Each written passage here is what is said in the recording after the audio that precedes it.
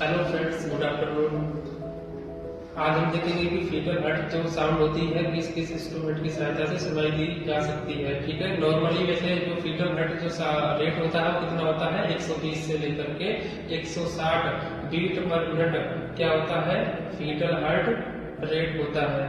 देखिएगा जो अभी मैं दिखाऊं तुमको इंस्ट्रूमेंट, जो ये जो इंस्ट्रूमेंट है इसको क्या बोलते हैं हम, स्टेथोस्कोप। इसकी सहायता से भी हम क्या सुन सकते हैं, फीटर हर्ट साउंड को सुन सकते हैं। अभी इसके बाद ये जो इंस्ट्रूमेंट है इसका नाम क्या है, डॉपलर। ठीक है, ये क्या है, डॉपलर है। इसकी सहायता से भी हम फीटर हर्ट साउंड को सुनते हैं। तो सबसे जल्दी फीटर हर्ट साउंड 8 से लेकर के 12 बीट की जो प्रेगनेंसी है, जो सबसे पहले फीटर हर्ट साउंड सुनाई देगी वो इसी की सहायता से सुनाई देगी 8 से 12 बीट की प्रेगनेंसी में। इसके अलावा भी हम जो स्टेथोस्कोप होता है उससे भी फीटर हर्ट साउंड सुन सकते हैं, लेकिन उसके लिए थोड़ा टाइम ज़्यादा चाहिए। लीटर टू लाइफ में बहुत ज़्यादा टाइम के बाद हम उसको सुन सकते हैं, लगभग 20 वीक की प्रेगनेंसी में।